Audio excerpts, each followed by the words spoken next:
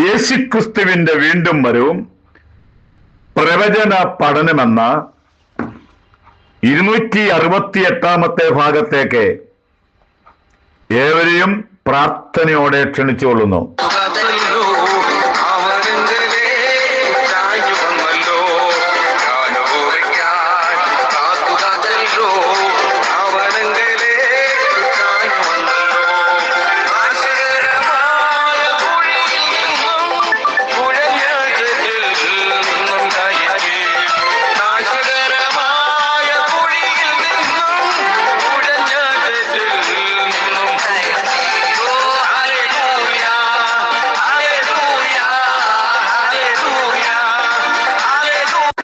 രണ്ട് തിമോഥെയോസ് 3-ാം അധ്യായത്തിന്റെ അന്ത്യകാല ലക്ഷണങ്ങളെ പറ്റിയുള്ള തുടർച്ച. 13-ാമത്തെ കാര്യം, അജിതേന്ദ്രിയന്മാർ എന്ന് പറഞ്ഞാൽ മനുഷ്യൻ പഞ്ചേന്ദ്രിയങ്ങൾ ഉള്ളവനാണ്. കണ്ണ്, മൂക്ക്, നാക്ക്, ചെവി, ത്വക്ക്. ഇത് ജഡത്തിന്റെ അഭിലാഷത്തിന് വേണ്ടി നാം ഉപയോഗിക്കരുത്. എന്ന് പറഞ്ഞാൽ ജഡത്തിന്റെ ആഗ്രഹത്തിന് വേണ്ടി നാം ഒന്നും ചെയ്യാതിരിക്കാൻ നോക്കുക. ഇത് ലോകമോഹങ്ങൾക്ക് വഴിയൊരുക്കും. നമ്മുടെ ഇച്ഛാശക്തികളെ പൗലോസ് പറയുന്നത് അതിനെ മരിപ്പിക്കണമെന്നാണ് പറയുന്നത്. ഇല്ലെങ്കിൽ നമ്മളെ അവൻ കൊല്ലും. മനസ്സിലാക്കണം. ഈ ലോക ഇമ്പങ്ങളെ നമ്മൾ മരിപ്പിക്കണം, അല്ലെ നമ്മളെ അവൻ കൊല്ലും. നമ്മൾ ലോകത്തിന്റെ അടിമകളായി പോകും. ഉദാഹരണം, ഈ വഞ്ചി അല്ലെങ്കിൽ വള്ളം, ബോട്ട്, ഇതൊക്കെ ജലാശയത്തിൽ കൂടെയാണ് യാത്ര ചെയ്യുന്നത്. എത്ര ആഴമുണ്ടെങ്കിലും, എത്ര വീതി ഉണ്ടെങ്കിലും, എത്ര വലിപ്പം ഉണ്ടെങ്കിലും ആ ജലാശയത്തിന് മേലിൽ കൂടാണ് ഈ വഞ്ചി ഓടുന്നത്. എന്നതുപോലെ നമ്മൾ ലോകമാകുന്ന സാഗരത്തിന് മേലിലൂടെ പോകുന്നതായ ആളുകളാണ്, ചെറിയ വഞ്ചികളിൽ പോകുന്നവരാണ്. എന്നാൽ ഈ വഞ്ചിക്കകത്തോ ബോട്ടിനകത്തോ വെള്ളം കയറിയാൽ അത് അപകടകരമാണ്. ബോട്ട് മുങ്ങിപ്പോകും. യാത്രക്കാരെ ചിലപ്പോൾ ചിലർ രക്ഷപ്പെടും, എന്നാൽ ഭൂരിഭാഗവും മരിക്കാൻ താല്പര്യമുണ്ട്. എന്നതുപോലെ ലോകം നമ്മുടെ ഉള്ളിൽ കയറാതിരിക്കാൻ വേണ്ടി നമ്മൾ കഴിവിന്റെ പരമാവധി ശ്രമിക്കണം. അതിനുവേണ്ടി പ്രാർത്ഥിക്കണം. അങ്ങനെ ചെയ്താൽ നമുക്ക് വിജയം ഉണ്ടാകാൻ സാധിക്കും. നമ്മുടെ ജീവിതത്തിൽ ഏറ്റവും നമ്മളെ തകർക്കുന്നതായ 3 പാപങ്ങളുണ്ട്. കൺമോഹം, ജഡമോഹം, ജീവനത്തിന്റെ പ്രതാപം. ഹവ്വായുടെ ജീവിതത്തില് ഇത് 3 ഒരുപോലെ വന്നു. കൺമോഹം, ജഡമോഹം, ജീവനത്തിന് പ്രതാപം.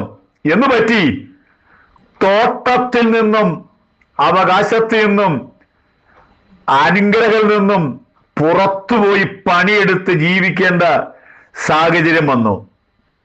നീ അധ്വാനിക്കും, നീ വിയർപ്പോട് ഭക്ഷണം കഴിക്കും. ശാപഗ്രസ്തമായ അവസ്ഥയിലേക്ക് വരാനുള്ള കാരണം കൺമോഹം, ജഡമോഹം, ജീവനത്തിന്റെ. നമ്മുടെ കണ്ണിന് ഇമ്പപ്പെടുന്ന ഒന്നും നമുക്ക് നല്ലതായില്ല. നമ്മുടെ ജഡത്തിന് ഇമ്പമുള്ളതൊന്നും നമ്മൾ നല്ലതാക്കി തീർക്കുകയില്ല. ജീവനത്തിന് പ്രതാപത്തിന് വേണ്ടി എന്തെല്ലാം ലോകം മനുഷ്യർ കാണിക്കുന്നു. കൈക്കൂലി വാങ്ങിക്കുന്നു, ജീവനത്തിന് പ്രതാപത്തിന് വേണ്ടിയാ. മോഷിക്കാൻ പോകുന്നു. ഇതെല്ലാം ചെല്ലുന്നത് അത് പിടിക്കപ്പെടും. അതെങ്ങനെയൊക്കെ രഹസ്യമാണെന്ന് പറഞ്ഞാലും ഒരു ദിവസം പിടിക്കപ്പെടും. ഇന്ത്യ മഹാരാജ്യത്തിന് പോട്ടെ, കേരളത്തിലെ എത്രയോ സെൻട്രൽ ജയിലിലാണ് ഉയർന്ന ജോലിക്കാർ മുതല് താഴത്തെ ഗവൺമെന്റ് ജോലിക്കാർ വരെയും കൊലപാതകന്മാരുടെ കൂട്ടത്തിലും പിടിച്ചുപറിക്കാരുടെ കൂട്ടത്തിലും വീട്ടിലെ വല്ല സുഖമുണ്ടോ, അവിടുത്തെ ജീവിതം എന്ന് പറയുന്ന കട്ടിലുണ്ടോ, കൊതുകുവലയുണ്ടോ, എത്ര കഷ്ടമെന്ന് ഓർക്കുക. ഇതാണ് ജീവനത്തിന്റെ പ്രതാപത്തിന് വേണ്ടി പോയാൽ ഉണ്ടാകുന്ന അവസാന അവസ്ഥ. അടുത്തത് 14-ാമത്തേത്, ഉഗ്രന്മാര്. ഇവരെ പറ്റി, ഈ ഉഗ്രന്മാരെന്ന് പറഞ്ഞവരെ പറ്റി ഒന്ന് നിങ്ങൾക്ക് മനസ്സിലാകാൻ വേണ്ടി പറയാം. ഈ പാമ്പ് പിടുത്തക്കാർ ഇന്ന് കേരളത്തിൽ കണ്ടമാനം വർദ്ധിച്ചിരിക്കുന്നു. നിറ ചെല്ലുമ്പോൾ ഒരു കാര്യം ജനത്തോട് പറയുന്നുണ്ട്, നിങ്ങളൊക്കെ മാറി നിൽക്കെ, ഉഗ്രവിഷമുള്ള പാമ്പാണ്, കടിച്ചാൽ പോക്ക, മാറി നിൽക്കാൻ പറയും. കാരണം അതിനകത്ത് വിഷമുണ്ട് എന്നതുപോലെ ഉഗ്രന്മാരുടെ ഉള്ളിലും വിഷവിത്തുണ്ട്. ആ വിഷവിത്താണ് ഇന്ന് നടക്കുന്ന സകല അധർമ്മത്തിനും കൊലപാതകത്തിനും, ഇന്ന് കൊച്ചു പെൺകുട്ടികളെ പീഡിപ്പിക്കുന്നതും റേപ്പും എന്ന് വേണ്ട സകല മ്ലേച്ഛതകൾ നടക്കുന്നത്. അകത്തെ ഒരു വിഷമുണ്ട്, പാപത്തിന്റെ വിഷമുണ്ട്. അത് പലപ്പോഴും മനുഷ്യജാതിയിൽ നിന്ന് പുറത്തു വരുവാൻ അവസരം ഉണ്ടാകും. എന്നാൽ ഈ വിഷത്തെ നിർജീവമാക്കാൻ ഒറ്റ മരുന്നുണ്ട്. അത് മെഡിസിനൊന്നുമല്ല. ദൈവവചനം പഠിച്ചു കഴിഞ്ഞാൽ അത് തീർച്ചയായിട്ടും എത്ര മഹാപാപികളായിരുന്നാലും പാപമേറ്റു പറയത്തക്കവണ്ണം, ഈ ബൈബിൾ എന്ന് പറയുന്നത് നമ്മൾ ഉദ്ദേശിക്കുന്ന കണക്ക് ആരണ്ട് എഴുതിയല്ല, ജീവനും ചൈതന്യവും ഇരുവയറ്റിലുള്ള ഏത് വാളിനേക്കാൾ മൂർച്ചയുള്ളതാണ്. ഹൃദയത്തിൽ കിടക്കുന്ന സകല പാപത്തെയും പുറത്തു കൊണ്ടുവരാൻ കഴിവുള്ള ദൈവവചനം ഒന്ന് പഠിച്ച് അതിന് പ്രകാരം ജീവിച്ചാൽ ഈ ഉഗ്രന്മാരുടെ ഉഗ്രതയൊക്കെ മാറാൻ സാധിക്കും. 15-ാമത്തെ ഭാഗം സൽഗുണദോഷികൾ എന്ന് പറഞ്ഞാൽ ഇവരുടെ ജീവിതത്തിൽ ആർക്കും ഒരു ഗുണം ചെയ്യല. ഇനി ആരെങ്കിലും ഒരുത്തിന് ഗുണം ചെയ്യാൻ നോക്കിക്കഴിഞ്ഞാൽ അവർ വിലക്കേ ചെയ്യും. നിർഗുണന്മാരെന്ന് പറയും. ആരെയും സഹായിക്കുവാൻ, ആരെ ഹെൽപ്പ് ചെയ്യാൻ താല്പര്യമില്ലാത്ത ഒരുപാട് നിർഗുണന്മാരുണ്ട്. ഇവർ നിർഗുണന്മാരെന്ന് പറഞ്ഞാൽ മാത്രം പോരാ, കഠിനരും ക്രൂരന്മാരുമായ ആളുകളാണ്. ഇവർക്ക് വേണമെങ്കിൽ നമുക്ക് വേറൊരു പേര് വെക്കാം, മാഫിയകൾ എന്ന് പറഞ്ഞാൽ ഇവരിൽ നിന്നും ആർക്കും ഒരു നന്മ ഉണ്ടാകത്തില്ല. എന്നാൽ മറ്റുള്ളവരുടെ നന്മയെ കവർന്നെടുക്കുന്ന ഒരു കൂട്ടം ആളുകളാണ് സൽഗുണദോഷികൾ അല്ലെങ്കിൽ മാഫിയകൾ എന്ന് പറയും. ഇവർക്ക് ഇവരുടെ സ്വന്തം കാര്യം മാത്രം.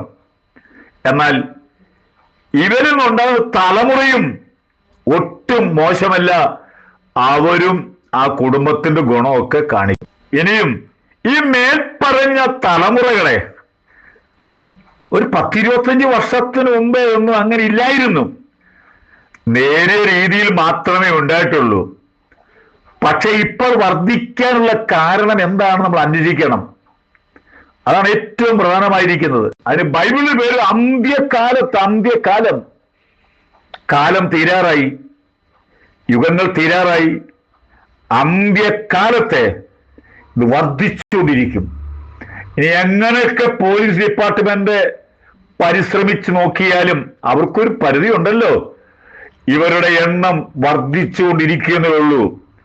പിന്നെ ഒരു കാര്യം കൂടെ, ഇവർക്ക് വെച്ചിരിക്കുന്ന ആയുസിന്റെ പകുതി പോലും ചെല്ലാതെ അത് ഇല്ലാതാകുന്ന ഒരു കാര്യം കൂടെയാണ്. അതുകൊണ്ട് എന്നെ കേൾക്കുന്ന ആരെങ്കിലും ഉണ്ടെങ്കിൽ, ഇത് വല്ലതും ഉണ്ടെങ്കിൽ അവസാനിപ്പിക്കുക, അതെ നിർത്തലാക്കുക.